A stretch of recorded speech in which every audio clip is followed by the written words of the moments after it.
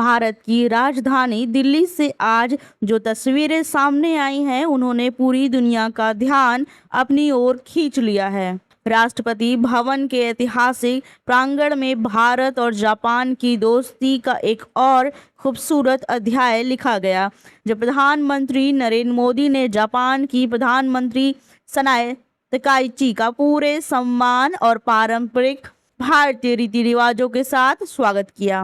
यह केवल एक औपचारिक मुलाकात नहीं थी, बल्कि बदलते वैश्विक समीकरणों के बीच दो लोकतांत्रिक देशों की रणनीतिक साझेदारी का स्पष्ट संदेश भी था। ऐसे समय में जब इंडो पैसिफिक क्षेत्र में भू राजनीतिक चुनौतियां लगातार बढ़ रही हैं, भारत और जापान का साथ आना पूरी दुनिया के लिए एक महत्वपूर्ण संकेत माना जा रहा है। 3 दिवसीय भारत दौरे पर पहुंची जापान की प्रधानमंत्री का राष्ट्रपति भवन में भव्य स्वागत किया गया। जैसे ही उनका काफिला राष्ट्रपति भवन पहुंचा, प्रधानमंत्री नरेंद्र मोदी स्वयं आगे बढ़कर उनका अभिवादन करने पहुंचे। इसके बाद उन्हें औपचारिक गार्ड ऑफ ऑनर दिया गया। भारतीय सेना के बैंड ने दोनों देशों की मित्रता को दर्शाने वाली शानदार धुनें प्रस्तुत की और पूरे समारोह का वातावरण गरिमा और सम्मान से भर गया। औपचारिक स्वागत के बाद प्रधानमंत्री मोदी ने जापानी प्रधानमंत्री का परिचय भारतीय प्रतिनिधिमंडल से कराया, जबकि जापानी प्रतिनिधिमंडल से भी दोनों नेताओं ने आत्मीय मुलाकात की। दोनों नेताओं के चेहरे पर दिखाई दे रही सहज मुस्कान और आत्मीयता यह साफ संकेत दे रही थी कि भारत और जापान के रिश्ते पहले से कई अधिक मजबूत हो चुके हैं।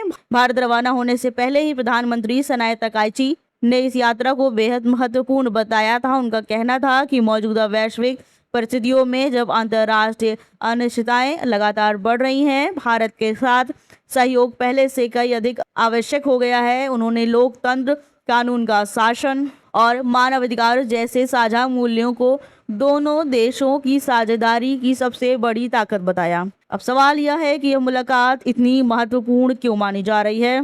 दरअसल भारत और जापान दोनों क्वाड समूह के प्रमुख सदस्य हैं। इंडो पैसिफिक क्षेत्र में चीन की बढ़ती गतिविधियों और क्षेत्रीय शक्ति संतुलन को देखते हुए दोनों देशों का रणनीतिक सहयोग बेहद अहम माना जा रहा है।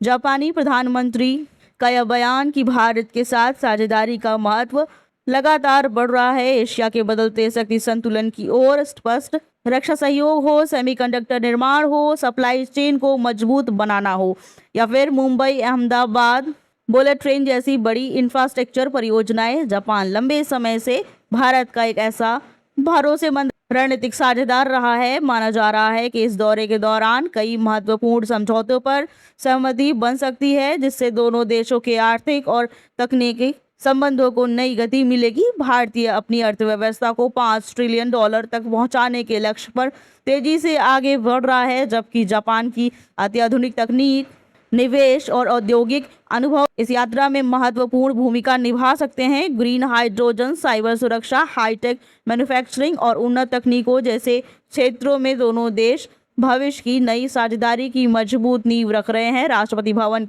से सामने आई ये तस्वीरें सिर्फ दो प्रधानमंत्रियों की मुलाकात नहीं है, ये उस भरोसे, रणनीतिक साझेदारी और साझा भविष्य का प्रतीक है जो भारत और जापान को आने वाले वर्षों में एशिया ही नहीं बल्कि वैश्विक राजनीति में भी एक महत्वपूर्ण शक्ति के रूप में स्थापित कर सकता है।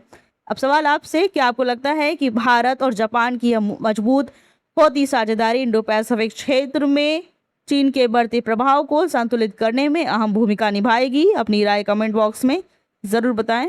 ब्यूरो रिपोर्ट, देश जियो टॉक।